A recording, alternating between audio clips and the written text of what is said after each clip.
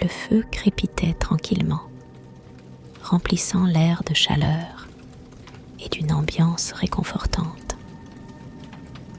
Il y a quelque chose de vraiment spécial dans les bois d'automne, tu sais. On s'était réunis en nombre ici, à Irati, dans l'optique de saisir les derniers jours de l'automne avant que la neige engloutisse la forêt de haut en bas. Regroupés autour du feu, on se serrait avec nos tasses en main, profitant de la chaleur et sirotant du gin. Chaque gorgée réchauffait nos entrailles, tandis que le feu nous enlaçait de l'extérieur, créant une sensation délicieuse. Notre pote Jeanne, toujours plein de blagues et d'histoires, nous divertissait avec ses bons mots. Les rires résonnaient dans la nuit et on aurait souhaité que ces moments durent éternellement. Alors que les rires s'apaisaient, Jeanne a demandé si ça nous intéresserait d'entendre une histoire vraiment effrayante qui lui est arrivée l'année dernière dans ces mêmes bois du Montana. Avec enthousiasme, on a accepté. Parce que les histoires terrifiantes autour du feu de camp étaient une tradition de nos soirées dans les bois. Jeanne a pris une gorgée de son gin et un sentiment d'anticipation planait dans l'air. Avec un sentiment de présage, on s'est aventuré dans la forêt mystérieuse. Des arbres imposants se penchaient au-dessus de nous, créant une atmosphère de claustrophobie et d'énigme. Le brouillard ajoutait une ambiance sinistre et troublante aux alentours. Armés de sacs à dos remplis de provisions, on s'est enfoncé plus profondément dans les bois, alimenté par la curiosité et la détermination. Notre groupe, composé de 6 personnes, y compris moi-même, se sentait relativement sans peur. On était loin de se douter que cette forêt allait nous déchaîner un véritable cauchemar. Alors que l'obscurité tombait, on était confrontés au choix de camper en plein cœur de la forêt ou de se diriger vers les contreforts du glacier où on passerait la nuit. Après une heure de randonnée et de camaraderie joyeuse, on est tombé sur une cabane abandonnée au bord de la forêt. Sa présence nous a pris au dépourvu, bien que nous n'étions pas totalement surpris. Cisbois était connu pour les nombreuses cabanes de gardes forestiers abandonnées que les randonneurs utilisaient souvent pendant leur voyage.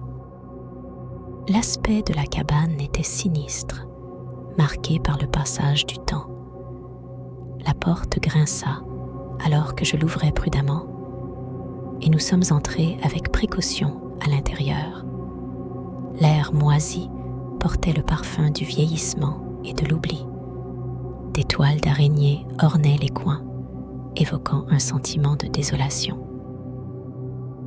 Pourtant, sans alternative disponible, on n'avait pas d'autre choix que de passer la nuit là.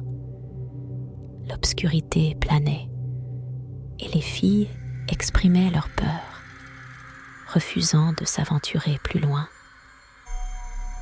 En examinant la cabane, on a découvert des vestiges sombres du passé. De vieilles photographies étaient accrochées au mur, représentant des gens qui n'étaient plus parmi les vivants. Des jouets oubliés gisaient sur le sol, couverts de poussière et abandonnés par le temps. Chaque objet semblait laisser entrevoir les tragédies qui s'étaient produites en cet endroit. Malgré nos inquiétudes, on a choisi de les mettre de côté et de poursuivre notre séjour nocturne. Optant de ne pas allumer de feu, on s'est contenté d'un dîner simple cuisiné sur un réchaud à gaz. Oh là là, ce curry était absolument délicieux. La faim nous avait fait taire pendant le repas et l'épuisement nous poussait à déballer rapidement nos sacs de couchage et à nous retirer pour la nuit. Dans le silence de la nuit, un grognement fort et perçant résonnait au loin. Surpris au départ, je me demandais si je rêvais. Mais le grognement se fit entendre à nouveau, dissipant tout doute. « Un ours !» ai-je crié fort, réveillant mes amis en sursaut. La peur nous saisissait tous fermement. Nous avons instantanément reconnu le danger mortel dans lequel nous étions. L'ours se rapprochait, ses puissantes pattes bruissant à travers l'herbe, comme les faux de la mort. J'ai regardé mes compagnons et j'ai vu la même peur reflétée dans leurs yeux que je ressentais dans les miens. « Vite, il faut barricader les portes et les fenêtres », ai-je chuchoté, m'efforçant de rester calme. Désespérément, on a rassemblé tout ce qui était à portée de main pour renforcer nos défenses. Une vieille chaise, des morceaux de bois et même nos propres sacs à dos ont été utilisés. Les grognements de l'ours et ses souffles lourds nous remplissaient de terreur. « Et s'il arrive à entrer ?» murmura l'un de nous, luttant pour contenir la panique. « On doit rester ensemble et être prêts à se protéger les uns les autres », ai-je répondu, espérant que mes mots apporteraient du réconfort, même si moi-même j'avais du mal à y croire. « Vite!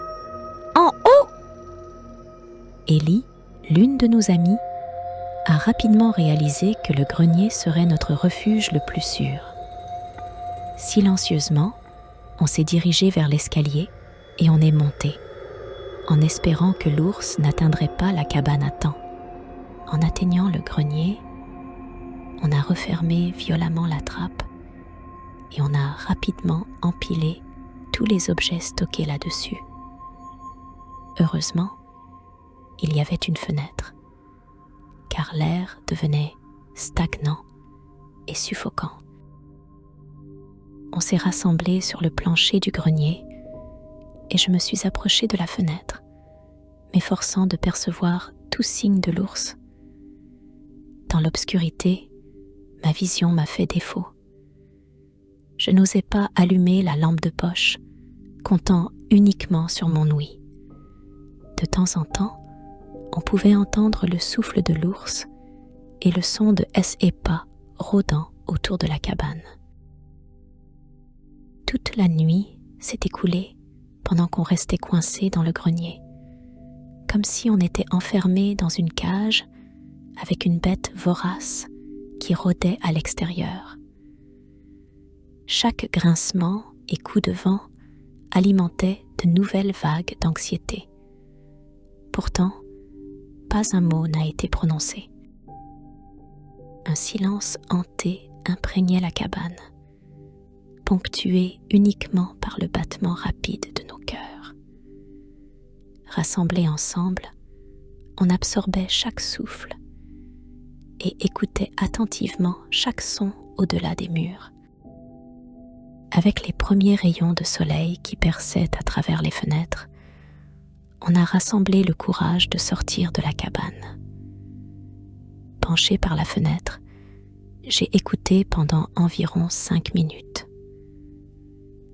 Les oiseaux ont commencé à gazouiller et les bois autour de nous ont pris une apparence sereine.